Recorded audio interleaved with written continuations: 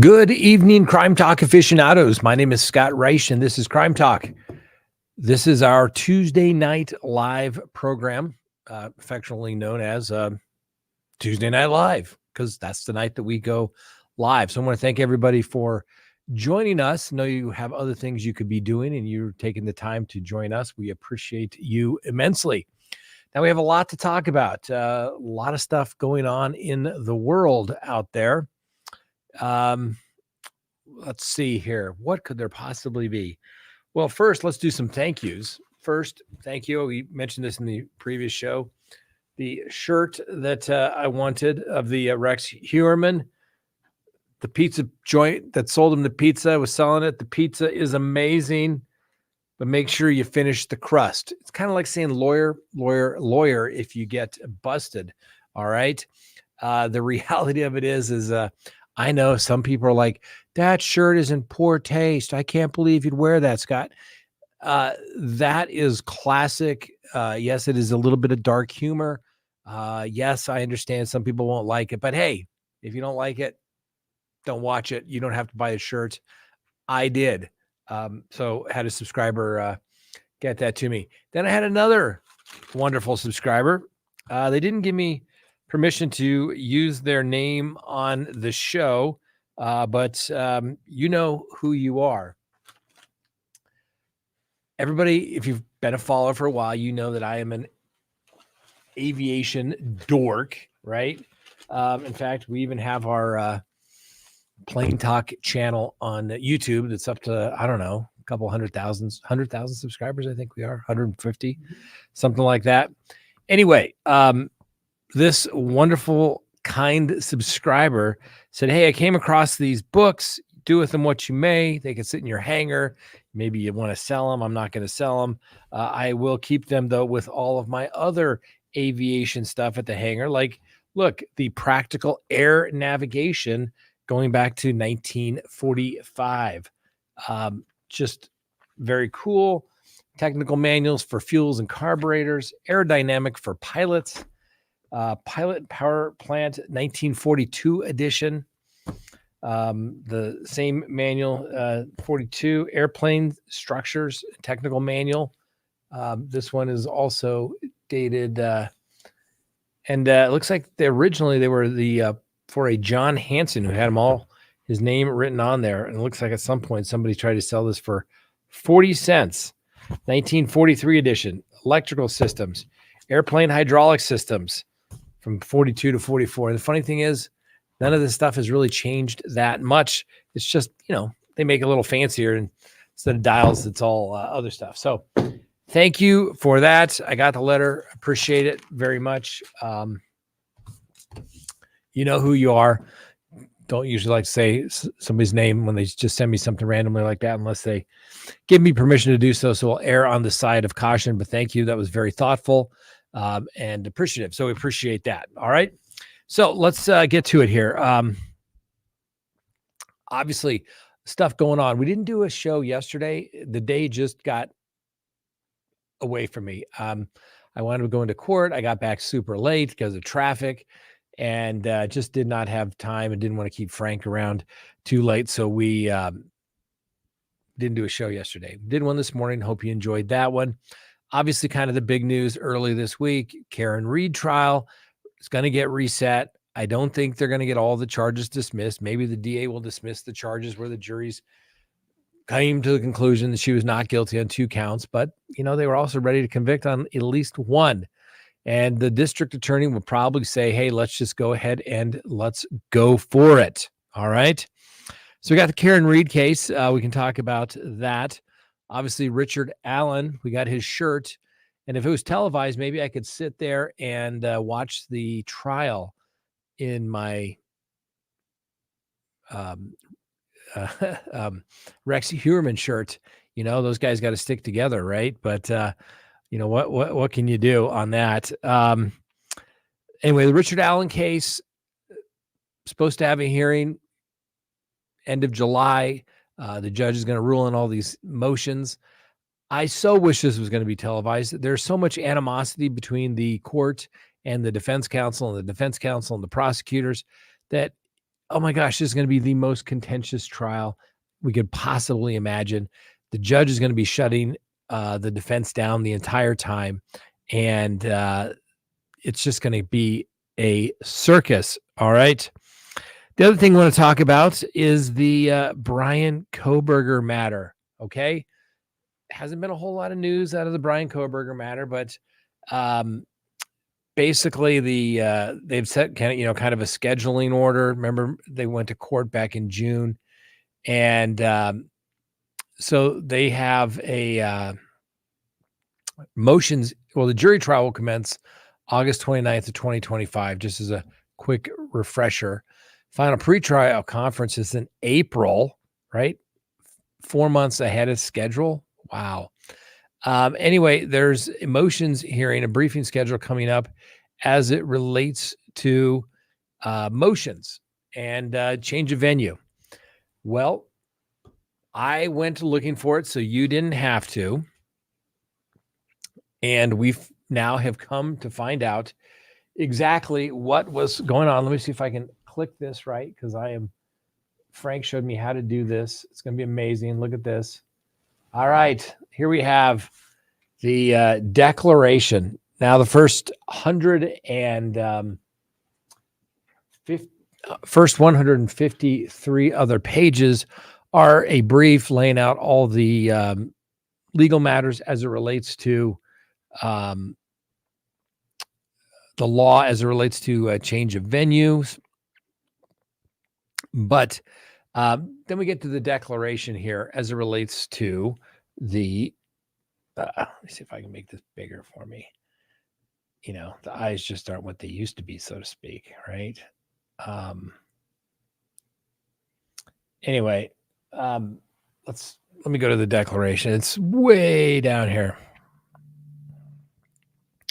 But we get the declaration of Dr. Edelman, who is the main guy that did all the polling as to why the matter should be moved. And let's go through this kind of quickly. We'll just hit the high points because that's really all that matters. Obviously, Dr. Edelman, he testified previously, and at a prior motions hearing, and he's been a trial consultant for over 20 years. He's experienced. He knows what he's doing. Anyway, he comes to the conclusion that basically you cannot have a trial in Latah County. It needs to be moved. And you may say, why? Well, the community attitude survey was conducted to assess the impact of media coverage on the Latah County jury pool. And approximately 98% of the survey respondents were familiar with the case. In addition, community members have more than just a passing familiarity with the crime. Approximately 68% of the survey respondents reported that they have followed the case with somewhat or very closely, with 29% falling into the latter category. 79% of the survey respondents recognized at least 5 of the 9 media items tested in the survey, and 52% knew 7 or more. 81% of those familiar with the case at hand had read or heard that police found a knife sheath on the bed next to one of the victims, and 67% were aware that DNA was found on the sheath that matched to Brian Koberger. 86% of the Latah County survey respondents heard the defendant owned the same type of car recorded on video driving in the neighborhood where the killings occurred, and 79% knew that cell phone tower data purportedly shows that Koberger made several trips near the victim's home months before the killing. The survey also goes on to say that the findings are particularly concerning, given that all of the media items, which came from the probable cause affidavit mentioned during the December 30th press conference, were significantly related to prejudgment. For example, 72% of Latah County prospective jurors who knew the police found the knife sheath, and 75% of those heard there was DNA match believe that Koberger is guilty of murder. Now, these findings put the defendant at a distinct disadvantage, according to the good doctor, to start any trial. Many of these incriminating details widely reported in the media are in dispute, including the claim that Koberger's vehicle was placed near the crime scene by the video footage and cell phone tower data. However, the burden of proof has shifted to the defendant, who must change jurors' pre-existing opinions regarding the evidence against Koberger developed from exposure to media's biased coverage. The size of the venue is another important factor. And considering the case, sensational crimes are more likely to have a longer lasting impact on the public's consciousness in smaller counties than larger ones. Not surprising. In Latah County, it's the 11th largest county in Idaho, with just 32,515 residents over the age of 18. In addition, 66% of the 21,598 of the county jury eligible population resides in Moscow, Idaho, the community most impacted by the murders. The survey shows that the media coverage has shifted the burden of proof to the defendant, and the Latah County prospective jurors exposed to prejudicial pretrial coverage hold a presumption of guilt. Approximately 67% of the survey respondents who knew about the case. Let me see if I can scroll down here. See if I can do this correctly. Oh, wait, hold on. I got to go here to do this. Right, Frank? Look at this. Look at this. What high tech I am. Join together. Let's go to page 157. Here we are, 157. Just so you all don't think I'm making this stuff up, right? Several rumors have proliferated in Latah County. For example, survey respondents reported that Koberger had a bad history with women, was responsible for other murders in Pennsylvania and Washington, bragged about committing the perfect murder, and was acting strange after the murders. Others reported that he was obsessed with one of the victims, had dated her, tracked her locations at all times, and had been in the house in the past. Survey respondents also mentioned rumors about drugs, other suspects involved, an online business that was sexual in nature, and parties at the victim's house. The survey shows that the media coverage has shifted the burden of proof to the defendant, and that many Latah prospective jurors exposed to prejudicial media coverage hold a presumption of guilt. Approximately 67% of the survey respondents who knew about the case reported that Brian Koberger is guilty of murder, with 25% indicating that he is definitely guilty. The presumption of guilt increased to 81% for those who recognized 7 or more media items. In addition, 51% of the respondents reported that Koberger would have a difficult time convincing them that he is not guilty of murder, which increased to 66% for those who recognized 7 or more media items. Just 19% reported that Koberger would not have a difficult time convincing them that he was innocent.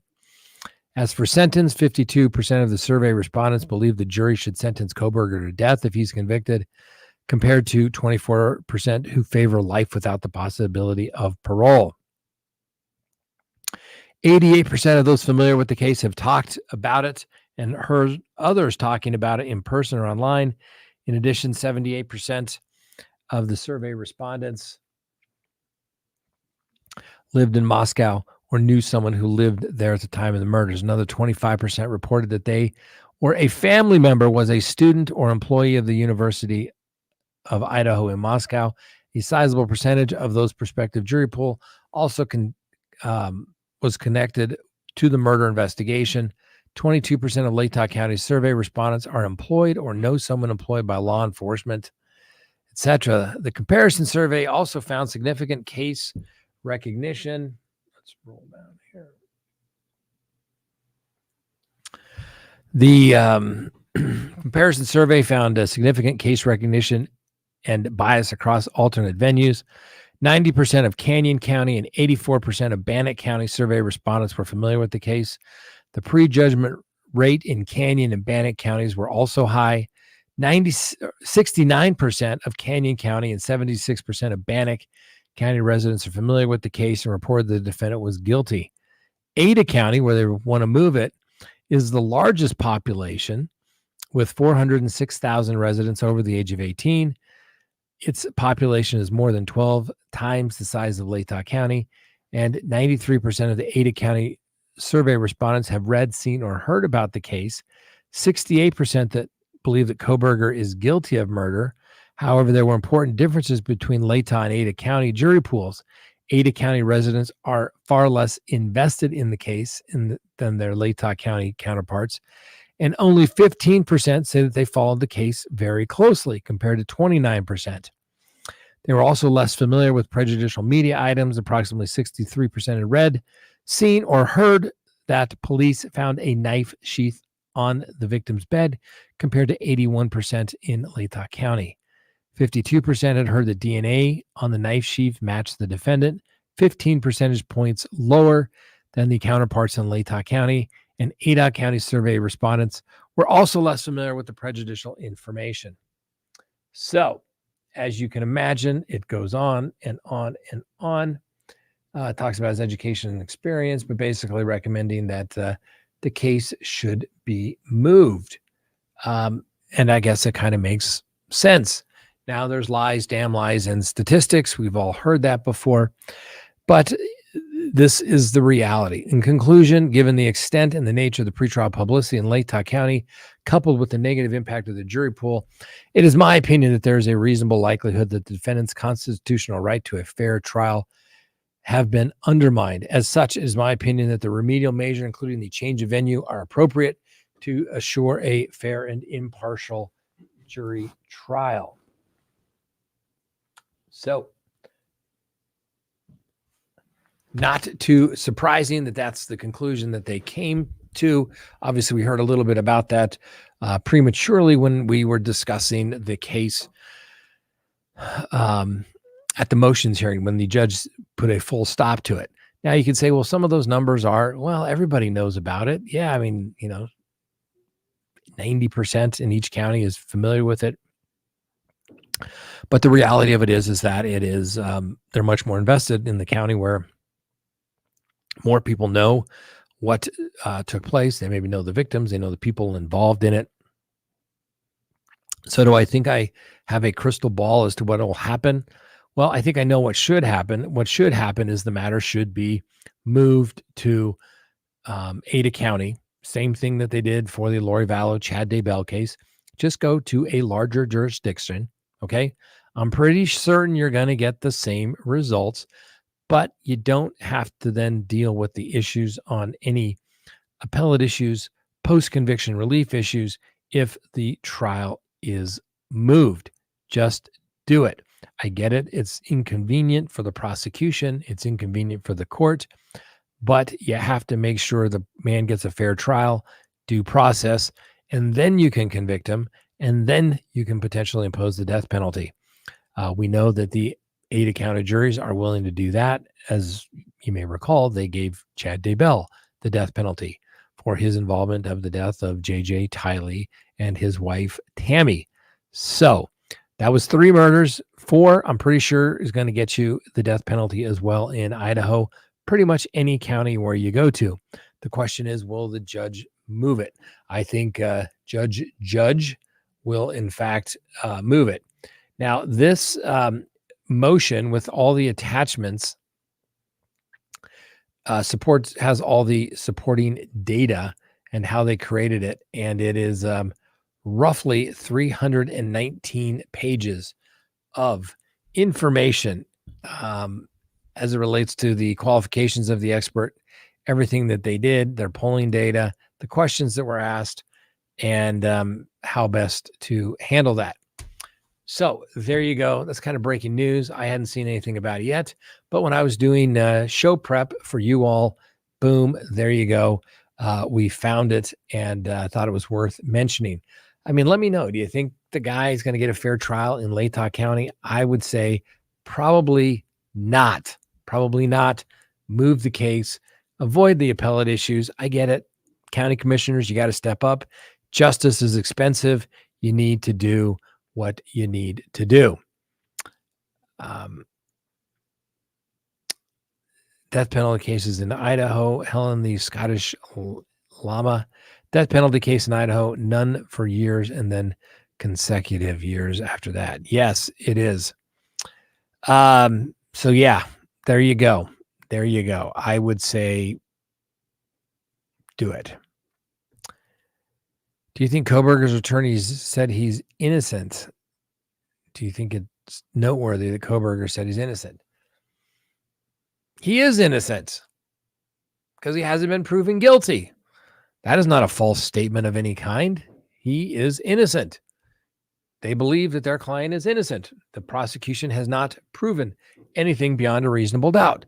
So his attorneys can reasonably say that with a straight face. They can get up in opening statements. Ladies and gentlemen, Mr. Koberger is not guilty. The evidence is going to show that all these items are in dispute. They can say there wasn't his DNA. There was his DNA. Whatever they say, or there's a reasonable explanation for the DNA. Still think that's his biggest problem. But the reality of it is his attorneys say he's innocent. I would say the same thing. My client is innocent if I was asked. He is. He hasn't been proven guilty of anything. He has to be given that presumption of innocence. So there you go. Now, in the court of public opinion, you may have a little more time, but in the court of law, which frankly is the only thing that really matters at the end of the day, I mean, heck, can you imagine if he was found not guilty? I mean, he'd have himself a YouTube channel. He'd have endorsement deals. He would be ready to go, would he not? But I think when you got to be patient, Obviously, we're not going to have a trial for basically another year as it relates to the Brian Koberger matter. So you got to be patient, give the man his presumption of innocence, let the process work, and then more than likely a jury will in fact find him guilty. Okay. Kind of like what's going to happen to Karen Reed. Okay. Let's shift to Karen Reed. All right. We all know that she received a mistrial. It was a hung jury. The jury foreman sent out all these notes, very eloquent, very well written, saying that we're not going to compromise our principles and that the jury is deadlocked and we cannot come to a conclusion. He didn't say almost only one count. He didn't say we've reached a verdict of not guilty to 2 counts. He didn't do that. Sometimes in all your eloquence, sometimes you lose sight of the forest through the trees. The defense attorneys didn't say, Judge, is it worth sending a note back to see if they've reached a verdict on any count or if they're deadlocked on anything? I know when those kinds of questions come up, I try to ask those probing questions of the judge so that maybe they'll do that, and then we'll find out what we're dealing with. The defense didn't take or ask for that, and the judge just said, fine, we're going to declare a mistrial. Judges don't like to admit that they're wrong. And I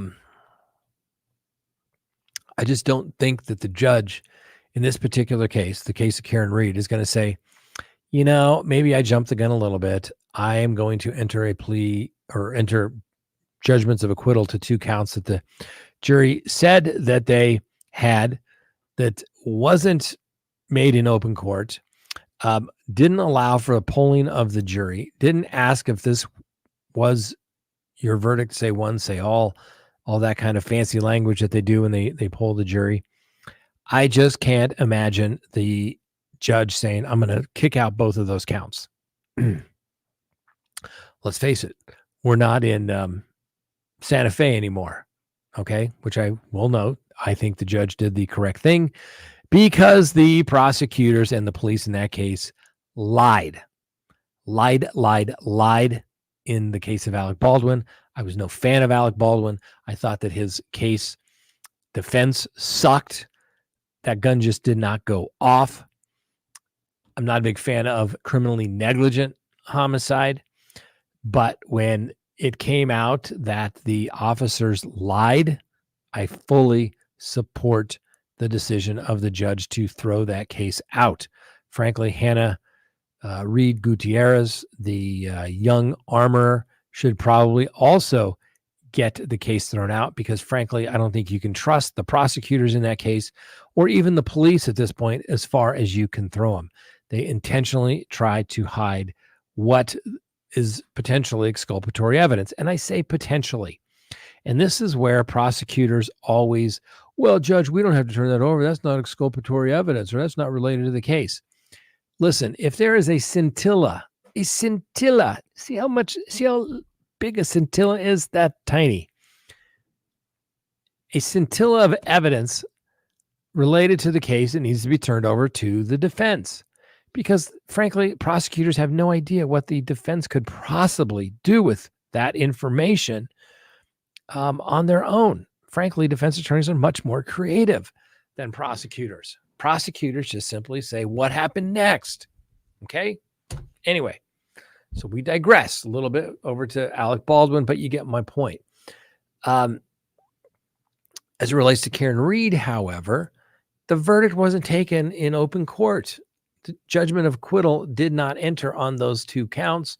I don't see the judge reversing herself. Now, should the prosecutor probably want to talk with those jurors if they're willing to speak with them and say, hey, man, we weren't buying what you were selling. She certainly didn't kill, intentionally. But we believe they were hung on 1 count. And I believe, if I remember correctly, I read it was 6-6 on that other count. And if that's the case, that basically she was drunk, ran the guy over and killed him. Okay. I get it. But the prosecutor would probably say, I got to put all this evidence on again. We know what we need to fix. We know where to streamline stuff. But of course, the prosecution has one big problem. They're lying cop. Okay. He's under investigation. Frankly, whomever's doing these investigations, and it just drives me bonkers, right? Police can be called to a crime scene.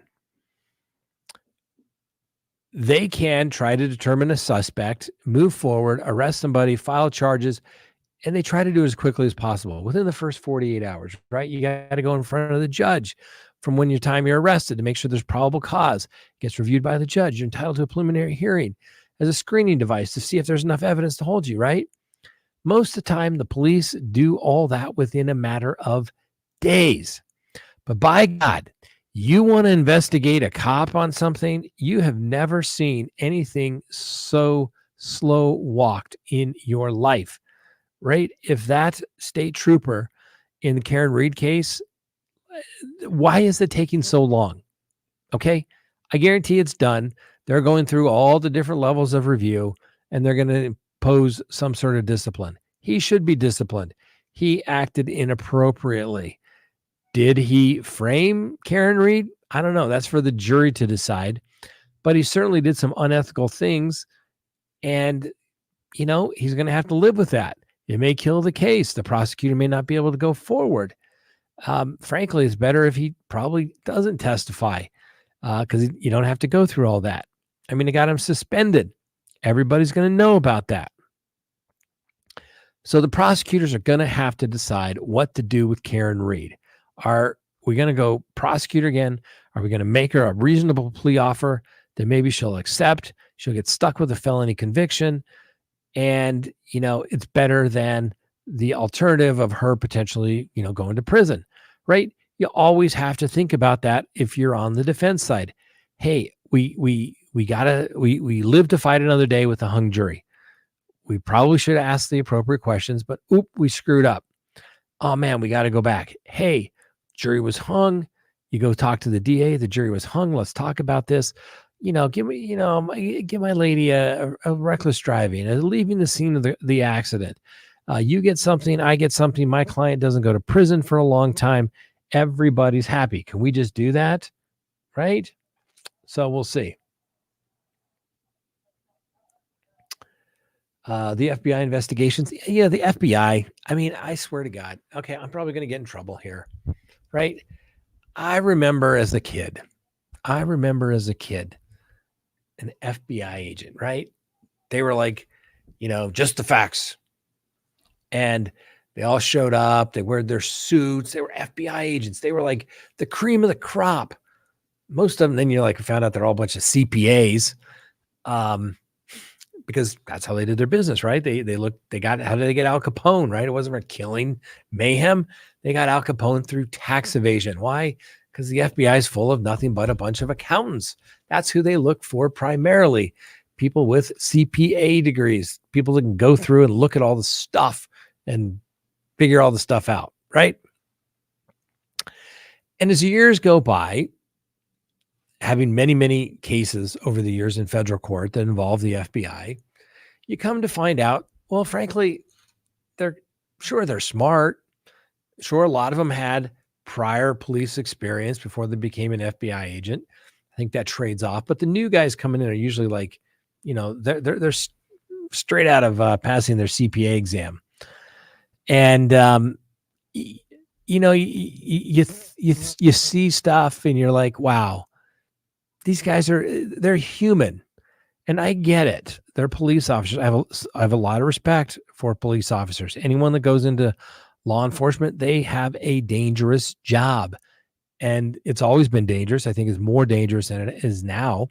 And they literally go out there. And I think the only way to compare it to these days is that it is a war zone out there.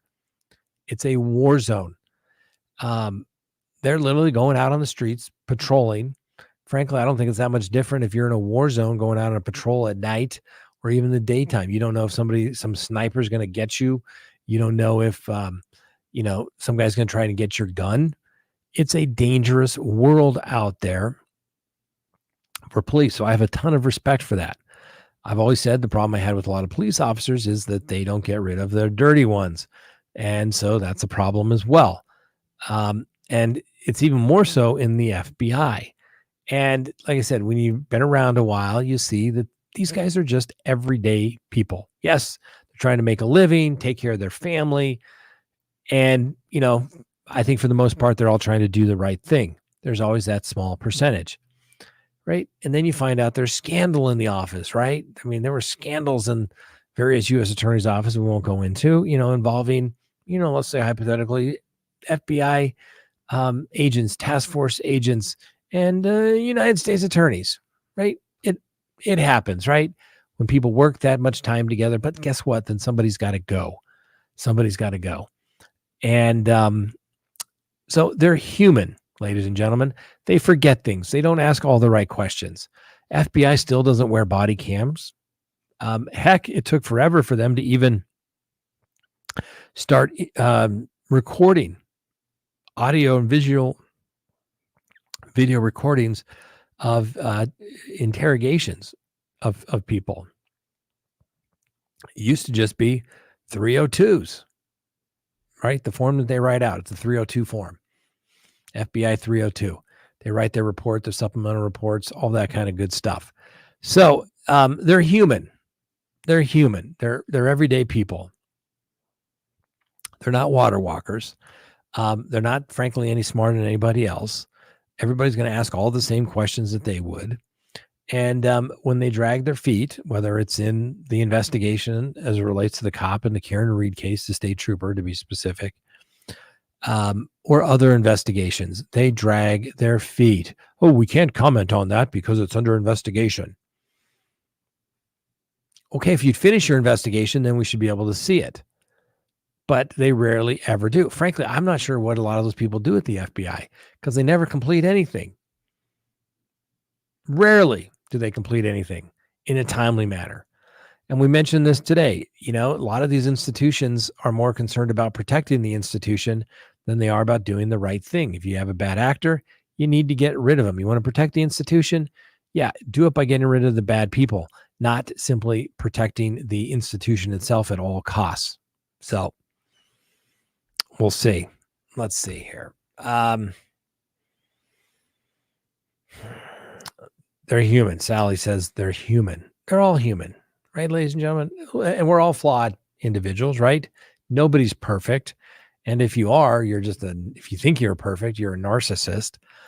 And that's just simply not the case. We are all flawed human beings, just like a lot of the institutions, the FBI, the ATF, the CIA, Social Secret Service, You know, that's just the way it is. You know, even like this stuff where they went 60 days to do the report as it relates to the assassination of former President Trump. 60 days? Like, I could go on X and probably get more information than what has been released by anybody in the Secret Service or anywhere. I mean, it's disgusting. If you saw the Secret Service director's testimony, she resigned today, but that was absolutely horrific testimony. You think if you go before Congress, you were there to testify under oath to the people that are their job is to oversee the administrative branch, not oversee them, but to the checks and balances to make sure the resources are being spent, the money's being spent the right way. Well, guess what? They have to answer to the legislative branch. And she couldn't answer a single question. Fortunately, we got one answer to the question, whether somebody should be fired. And that was good. And that was a bipartisan call for her firing. She was terrible. Let's see here. Let's see. I'm looking at some of the questions here.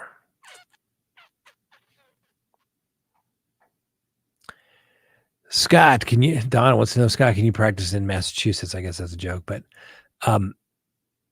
I guess I could if you admitted pro hoc vice, but yeah, we'll just have to wait and see. No one's going to hire me to go to Massachusetts and represent Karen Reed, because I'd be telling her, hey, they hung on one for sure.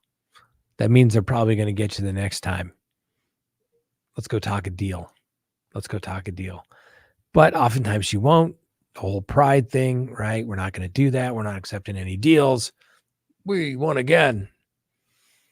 Telling you, I don't know how many mistrials that I've had over the years, but I'm telling you, they've never gone the same way.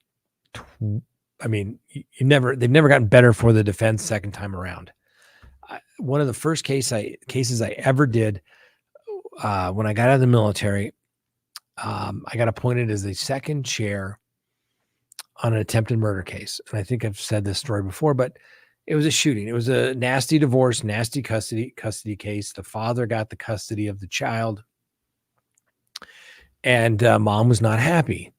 And she went traipsing through the woods, shot dad and new girlfriend who was there to get the girl back. Anyway, there was a struggle at the house. Needless to say, she got arrested.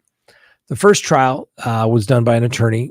He did it solo, and real fine attorney, since passed away, got pancreatic cancer really quick and just died one day. Boom, dead. Anyway, he tried the case, said I needed a second chair. I'm busy. I need it again. So I got to go do it. It was one of my first, major cases, so to speak, started my own practice. And I got to do a couple witnesses, but the first time we focused, because the first trial, the jury hung, and they got all hung up on this scuffle. Well, how could they have been trying to pull the gun if the jacket was coming off in the struggle and blah, blah, blah. So the second time around, like, okay, we'll see if that floats twice. And they convicted her, and we asked about the whole jacket and the struggle thing. And guess what? They're like, yeah, we just didn't really see that. Okay. Because juries are a very unique animal, ladies and gentlemen. If there are certain personalities, they can take over that jury panel. They can make people believe that this is the way it's going to be. They can be very persuasive individuals. Sometimes you want that in a good jury form, and sometimes you don't. But if like I said, the second jury is always different than the first. You're not going to get the same jurors. So you got to try a different case. And in this particular case, the defense has shot everything that they have, and the prosecution is going to try and fix it. They've got the transcript of what they're going to ask the second time around. I'm telling you, the defense never does better on a mistrial and then proceeding to a second trial. I wish Karen Reed the best of luck. We don't have a trial date until January, I think January 29th, if I remember correctly. So we'll have to wait and see how it goes.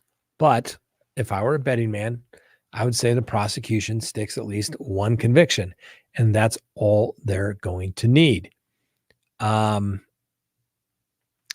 just the way it is. That's just the way it generally works out. Not trying to be pessimistic, not saying that I don't believe Karen Reed's story.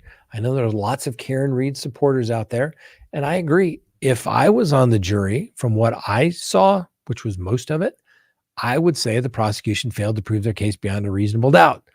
But like I said, those jurors, some of them wanted to find her guilty, ladies and gentlemen, on the one count that they hung on for sure. So we'll have to wait and see. That's for sure. All right.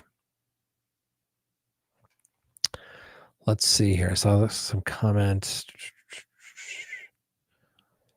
Donna Adelson case. I'll have to get up to speed on that one. Let's see here. There was something here I saw.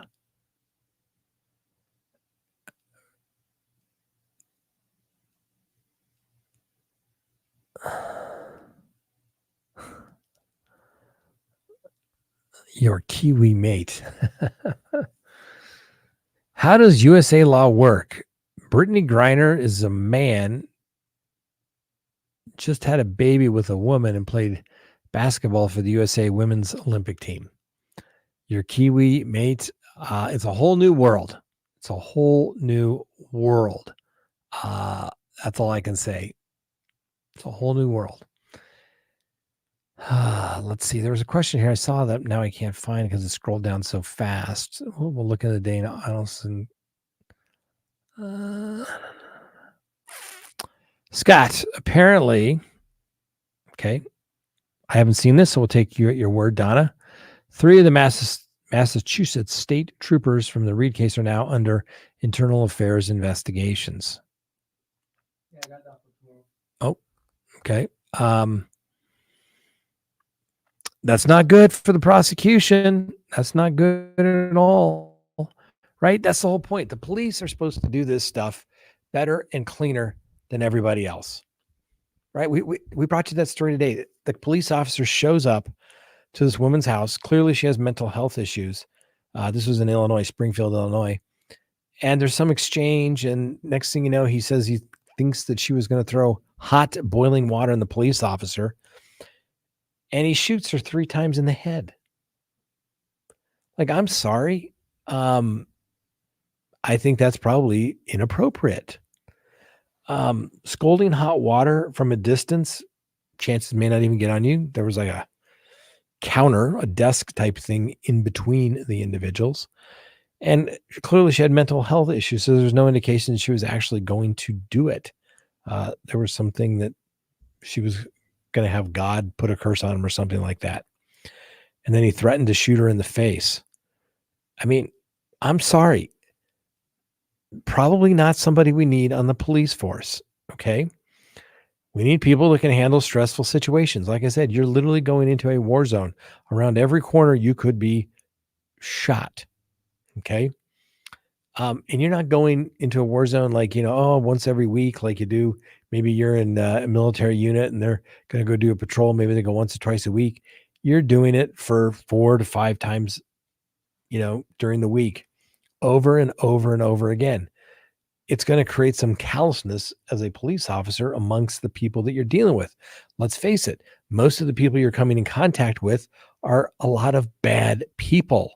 Let's be realistic and honest about that. You can become very jaded. Unlike myself, all of my clients are wonderful people. And, it's not that you're dealing with that bottom percentage of the population sometimes. It can be very frustrating. You think, what the hell are people thinking? Why are they doing this? And the reality is they're not. They're just doing whatever the hell they want to do. So we need good police officers. We need people that can handle stress, people that, aren't going to, cower when they need to be charging forward to get the bad guy. They need to be physically fit. They need to be able to take down the bad guy. You know, I'm telling you, you ever go to a jail, you go to prison sometimes, there's some really big dudes in there, right? Um, and if they haven't done anything that warrants being shot at, at that point, you're just going one-on-one with that big dude on the street. Chances are it's not going to end well for the police officer if they are not able to do those types of have those skills to handle that, to go hand to hand, basically, with somebody on the street, to grapple with them on a street fight. And that's what it would be, is a street fight. So we need people who can handle stress. I always remember some of the two best experiences of my life. One, when I was 18 years old and I went off to enlisted Marine Corps boot camp, MCRD San Diego. They stress you out. It's all new, but they still got to be nice to you. You got to get certain number of hours of sleep, all that kind of good stuff. But they stress you out to see if you have what it takes, right? Because you can quit if you want to. They'll find a way to do that. But even more so when I got to officer candidate school, and I've equated it to literally the ultimate game of Survivor. We had 100 people start in our platoon. We had 32 or 33 graduate. So we had a 66% attrition rate where people can quit or they got medically injured. And what do they do? Yes, very physical PT. It wasn't like in boot camp, like, hey, you're out of shape, we're going to get you into shape. Oh, no, they expected you to show up in shape, ready to run a 300 PFT or a first class PFT. They gave you things to study, leadership, discipline, and all these other tasks that you had to do. There's, probably 30 hours of work every day that's given to you. There's only 24 hours in a day. You can't do it all. What are you going to do? You wind up literally getting 2 to 3 hours of sleep a night, some nights if you are lucky. And the reason why they push everybody to that extreme is they want to see if you break. Now, I'm not saying some of these police academies are getting a little soft, but if you've seen some of these people that graduate from some of these police academies, you're like, oh my, really? They made it through? And the reason I know this, I had a friend that went to the police academy a little later in life, graduated. He was in great physical shape. Let's just say there are a lot of them that weren't. And you're like, wow, okay. Maybe they're going to be working in the jail, you think, because they were not fit at all. And so the point is, like I said, in the military, you want to put people into those stressful situations to see if they crack and if they break. Do they have what it takes to handle under pressure? And going back to that example, the police officer, a little altercation with somebody and he winds up shooting her in the head 3 times. Like, that's just outrageous. People need to be able to handle those stressful situations. Let's see here. Mama Payne, because defunding the police stuff got rid of the best cops, I'm sure. Oh, that was Mel. Responding to Mama Pink. Some of that had to do with it. There's some police detectives that I've seen and known over the years, and they just waiting. If they haven't retired, they're getting close to retiring, because how would you like it if you went to work every day and everybody hated you? And you went to work every day and people were trying to make you lose your job, send you to prison, right? Oh my gosh, it sounds like a defense attorney. Everybody hates you till they need you. Everybody second guesses what you do. It just depends. Stressful situations for sure and get paid for nothing, Barbara says.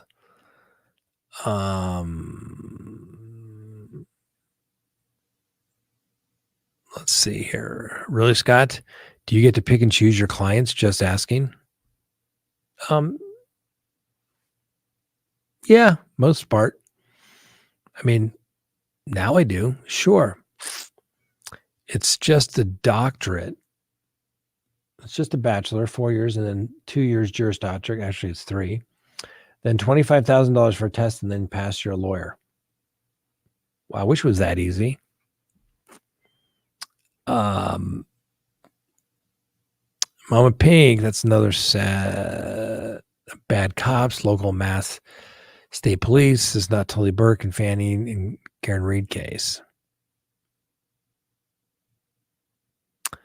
My son, retired assistant police chief, then went on to a gaming law enforcement. Much, much safer, I would say, for sure. For sure. If a parent accidentally runs over and kills their child, are charges brought against the parents? Sometimes, Carrie. Sometimes it depends on, was mom or dad drunk? Was it a total accident? They didn't know the kid was there. A lot of depends. A lot of times, though, when it's truly an accident, which, is it an accident? Negligent, right? Criminally negligent. You're not going to say you're intentionally backed over your kid. I hope not. Otherwise, that'd be murder. But criminally negligent, you're pulling the car out. You thought the kid was in the house and you hear a thunk thunk and, you kill the kid. That's going to be prosecutorial discretion if they decide to charge that. It's going to be so many things. It's going to be up to them. Society has changed. I agree.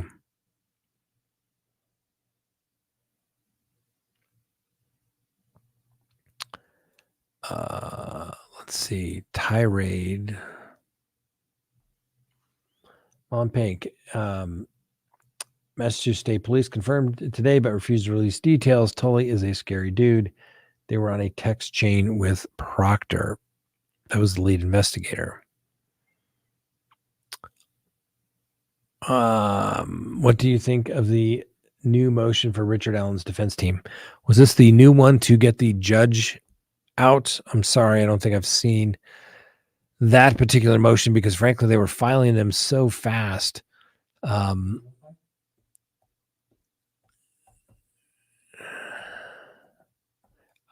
Let's see if I can find something here.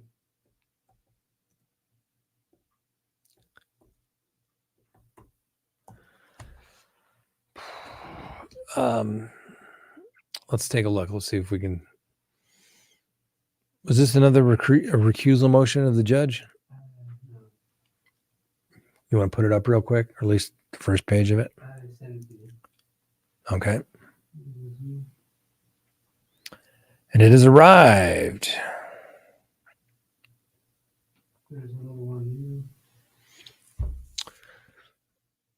Defense reply to the state's fourth response for motion for a Franks hearing. April 29th, the accused, Richard Allen, filed a new request for a Franks hearing. Said request was the fourth Franks notice filed by the defense. In said request, the defense detailed newly discovered evidence, hereafter called the Blocker Report, that suggests that the phone that was found at the scene of the crime where the victims of the murders were ultimately found on February 14, 2017, had actually been taken out of the area on February 13, 2017, before being brought back to the area at some point on February 14th. The prosecution turned over the Blocker Report approximately 14 months after the state was required to turn over the evidence, and this newly discovered evidence shows that on February 13th, 2017, on the victim's phone were outside the area where the bodies were ultimately found. Judge Diner had a right to know this information before issuing a search warrant, and evidence completely throws the state's timeline off again. All right. Now, I mean, it would be great as a defense attorney if you could always get your case dismissed. Sometimes it's just good cross-examination. Defendant's motion for leave to present mini opening statement to the jury panel prior to voir dire. Indiana jury rules provide to facilitate the jury panel's understanding of the case. With the court's consent, the parties may present brief statements of fact and issues a mini opening statement to determine by the jury. The defendant asserts that the right to a fair and impartial jury is constitutionally guaranteed will enhance by the procedure because a more meaningful exchange of information will take place during the voir dire if the parties are allowed to preview the main issues in the case. The defendant believes that those issues can be effectively summarized by each party pursuant to Jury Rule 14B in 3 minutes or less.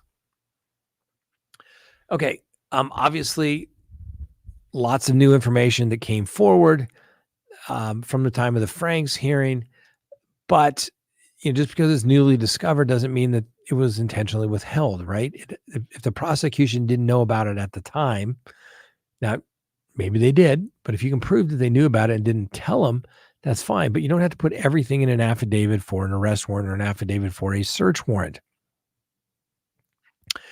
So I don't think, given the judge's previous rulings on anything that was filed by the defense being a favorable ruling in any way whatsoever, I would not be surprised if all of those Franks motions are denied. And then as it relates to the mini statement before voir dire, my guess is the judge is not going to allow them to do a mini opening statement. It may require the judge may say, well, fine, then we'll just do a quick request or a quick opening statement that is prepared by both sides. The plaintiff has been charged, or the defendant has been accused by the prosecution of murder of Abby Williams, Libby German, on the date and place charge. They believe that there's sufficient evidence to prove their case beyond a reasonable doubt. The defense denies the allegation. Well, they can get that by reading the indictment and then also by simply saying the defendant has entered a plea of not guilty to all the charges. That's all they need to know. Remember, in voir dire, you're not there to pitch the case, at least you're not supposed to. Yes, you can talk in generalities. You can talk in by way of examples. But you're not supposed to pitch the case. You're not supposed to get up and say, well, if I was to give you a fact scenario where 2 girls were found dead, and ultimately we found a bullet that was sent through the gun that we believe was the gun that was used to kill, or was found with the bullet that was found at the scene, matched the gun of Richard Allen. Do you believe that, you could find him guilty? You can't ask those questions. It's simply, can you find 12 impartial jurors that can listen to the evidence, reserve judgment until they hear all the evidence in the case, and then follow the court's instructions? Those are the general requirements of a jury, ladies and gentlemen. You don't get to have a little mini trial before you get to start the voir dire and say, oh, I want to listen. And it's going to become clearly obvious, given the nature of the case in Indiana, that everyone, just like in the other case, will find that they knew about the case. And just because you know about the case doesn't mean that you're disqualified from the case. It just simply means you have to be able to put what you've heard about the case, purge it from your mind, don't listen to it, and then simply listen to the evidence, reserve judgment to hear all the evidence in the case, and then follow the court's instructions and be able to deliberate with your fellow jurors. If you can do that, you are qualified as a juror. So I don't know. Some people they want to win their case on every motion that they file. It doesn't happen that way. That would make life so much easier for the prosecution and the defense, particularly the defense, if you file a motion and the whole case went away, right? The classic motion you hear all the time is, I want my motion to dismiss filed. For what? Lack of evidence. Well, the case is going forward. Judge has already found probable cause. We had a preliminary hearing, or you waived it. Motions resolve legal issues. Whether there's enough evidence to support the case is for a jury to decide. If I had $1 for every time I said, when do I get my motion to dismiss filed? Well, motion to dismiss on what grounds? Right? And I get it. I mean, the defense in the Richard Allen case, they have put their heart and soul into this case. They truly believe, at least on paper, that Richard Allen has been framed. He is absolutely innocent. And there is, once again, a big, grand conspiracy that everyone has been working against Richard Allen. And there is no evidence against him. And everybody lied to get to where they are today. Okay, you have to be able to prove it. Like this new motion that they filed, we talked about. Apparently the phones left and came back. Well, unless you can prove that the person who wrote the report knew that, wrote the affidavit for arrest warrant, knew that at the time and said, if I tell the judge this, he's going to deny my arrest warrant, and therefore I'm going to withhold it. That's really what you have to show. Very, very difficult. You have to show that if you take out the information that was omitted, so omissions, you take that out and plug that in, would probable cause still exist? Or you say, hey, there was a lie. If we take that all out and pull that out and say, judge, probable cause doesn't exist if you take out this information that we know to be a factual lie, and the defendant knew it, or the officer knew it at the time that it was being drafted. What we've tried to do in the past to show that is you say, judge, here's what we believe to be a lie, and we redact it. It's a lot easier with PDF stuff now. You just redact it, boom, boom, boom. Like you see on, those documents that are released from like the CIA, it's all redacted except for like 2 words or something. And you say, look, judge, it cannot stand because if you take all of that out, it goes away. There's no probable cause. But if it's, just one sentence of many pages and probable cause exists, then it doesn't matter. You're not going to win. I can't imagine the defense is going to win anything on this particular case. Scott, only broadcasting in 720p?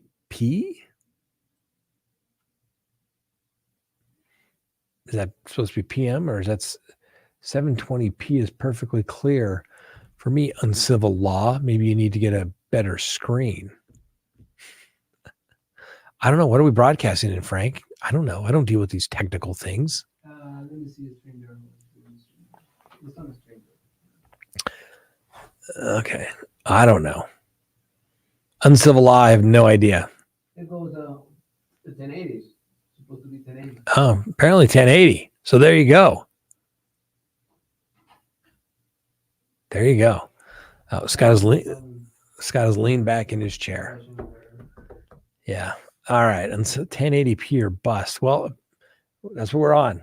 That's what we're supposed to be in.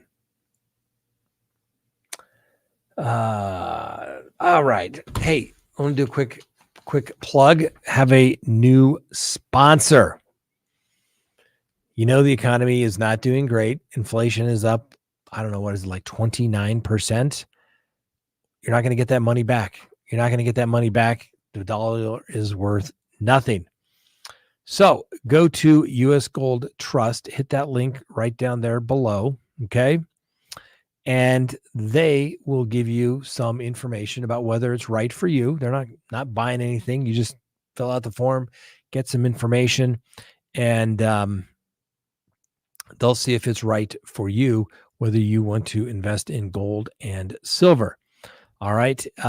Now, I've been buying gold for a long time. I had a client that paid me in gold bars years ago. I had a client that paid me in Cougarans years and years ago. And it goes up. It goes up and up and up. And it doesn't go down like the value of a dollar. So gold is projected to hit an all-time high in 2024. With gold holding its value, it's a very good investment. Now, there's a team standing by to answer any questions and walk you through the easy process of rolling your 401k into precious metals if you and your advisor determine that that's the best thing for you. It may or may not be, but you can at least check it out. You don't have to put it all in there. You don't have to do anything. But investing in gold, ladies and gentlemen, the lovely Miss Kristen thought it was crazy, but it started going up. So, go to US Gold Trust. That link will set you right there. You don't have to buy anything. You're just going to get some information. They'll chat with you and you can tell them no if you don't like it, if it's not for you. But if it is, then, you guys can work together. You're going to know who you're working with, and it is going to hopefully protect your money. All right. If the internet goes down, everything crashes, ladies and gentlemen. You think you're going to be able to get your money out of the ATM machine? Oh, no. Oh, no, you're not. You think you're going to run down to the local bank, right? The banks these days don't have enough cash for even a routine day where people come in and get too much cash. So you have to prepare yourself. Go there, check it out. I invest in gold. Something you need to check out for yourself. I'm not telling you to go buy it. I'm telling you to go check it out. You got to do what's best for you. All right. Mama Pink, I can survive off of food and ammo. You're right. You probably can, but a little gold wouldn't hurt. Little gold wouldn't hurt. That's for sure. Go and check it out. I'm telling you. What's a Cougar and how about the dollar when it goes credits digital? Cougar Rand is a it's a gold dollar piece, originally from South Africa.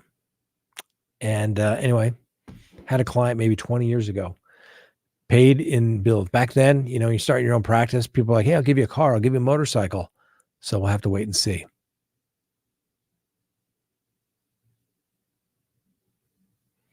Are you going to come up with a bubblegum pop song too, Sally? Geez, Sally, tough crowd, man. Tough crowd. Between you and uncivil law.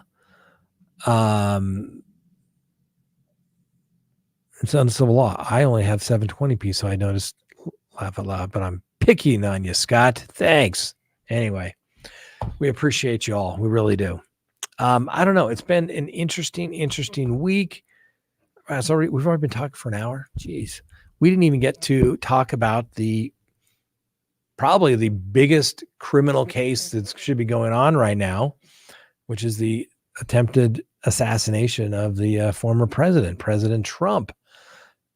Missed him by this much. Now, we went live last Saturday when all that went down. Gosh, I think at one point we had like 15,000 people watching. It was a good show, and it was in my backyard. Some people are like, oh, what do you have wood siding on your house, or do you have metal siding? No, I don't know. Something. I mean, I don't know. But I was partaking of a fine cigar, and what do we call for? Complete transparency. That's what we called for. And well, I don't think we're getting it. That's for sure. I don't think so. How easy is it going to be to carry all your gold? Let's see here. Peter, how easy is it going to be to carry or holding gold? We also what people were willing to do to one another over freaking toilet paper. I agree. Well, when you get gold, you got ammo. You don't go around showing it to everybody, that's for sure. But yes. Oh, look, Susie has a couple of Cougar hands. There you go. Go gold in your backyard, right? Run out to the money tree. It's planted right next to the gold. You go pick the gold like you do when you run out to the money tree to shake a few dollars off. It happens. It's all the time. Sally, water is going to be more valuable than gold. It's possible. Who's that guy? The big short guy, the doctor. He has all his money these days in water. It's true. All right. Enough gold talk. Go check it out. Go hit the link. Sign up. Ask him. It may not. If it works for you, you'll know if it's right. If it's not, don't do it.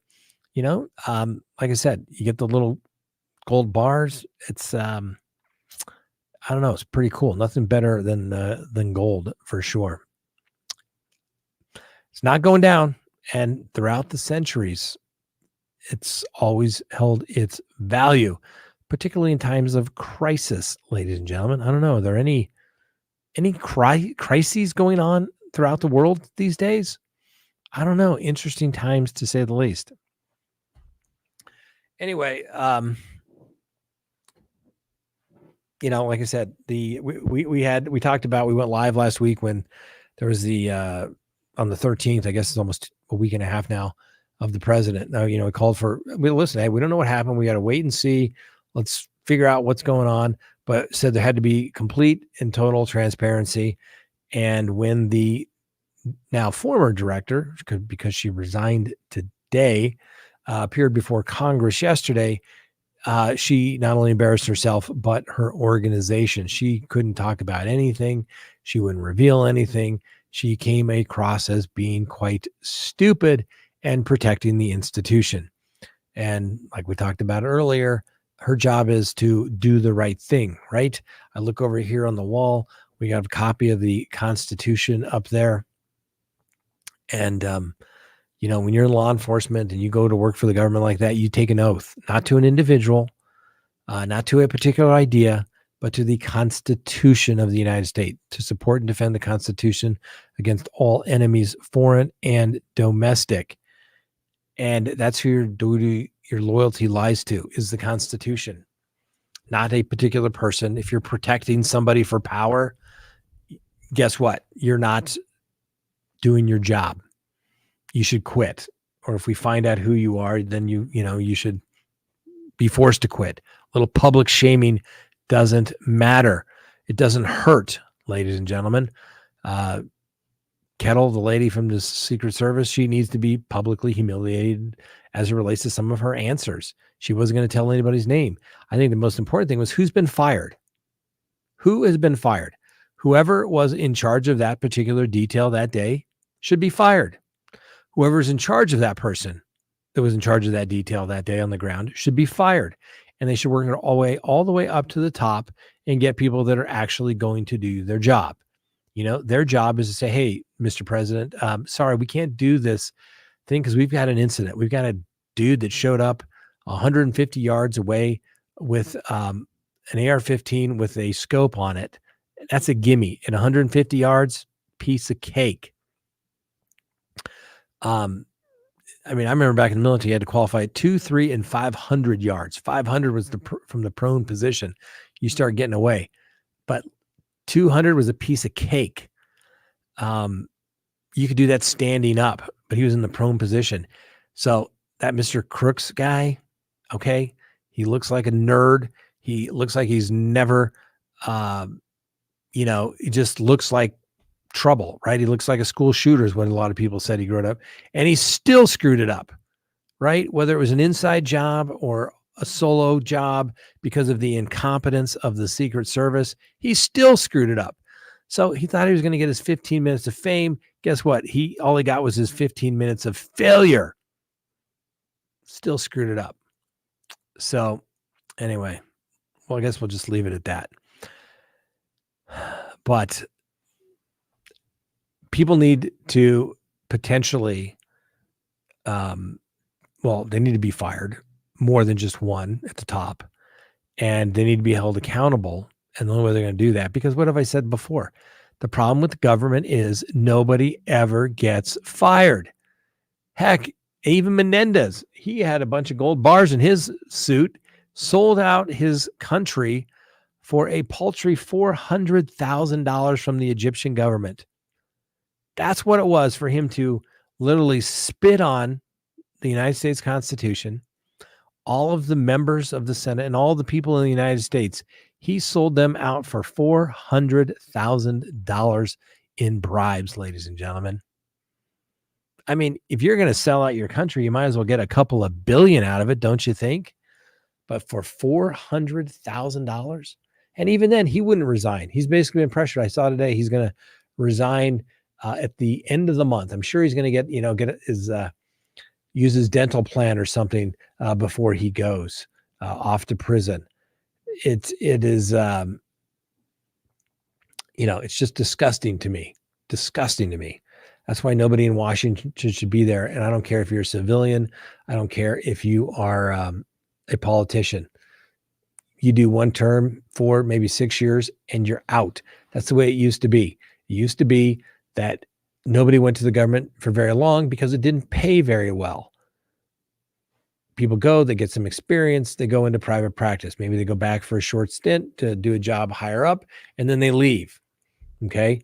Yes, you get into all kinds of ethics things abound when that comes about, but they go and they leave. And, you shouldn't be able to, once you leave the government like that, you shouldn't be able to go lobby for them or become a foreign agent for anybody for years after that. And the reason we identify people as foreign agents is because we want to know who's basically willing to sell out their country for some paltry few $100,000. Crazy, ladies and gentlemen. It's crazy. All right, ladies and gentlemen, already over an hour. Guy goes by so fast. I want to thank you all for joining us. We're going to go do the Patreon show. If you'd like to join us, we'll be there literally, I would say less than 5 minutes. Less than 5 minutes. Do our Patreon show. We'll have our call-in number. So if you have any questions, like to talk to about it, we can talk about anything you desire because it's your show, because you're the member. You're the Patreon. So thanks for joining us. We'll see you tomorrow. And remember, yes, the Constitution matters. Matters so much. I got a copy of it right over here on the wall just to keep me honest, ladies and gentlemen. The Constitution matters. Have a good night.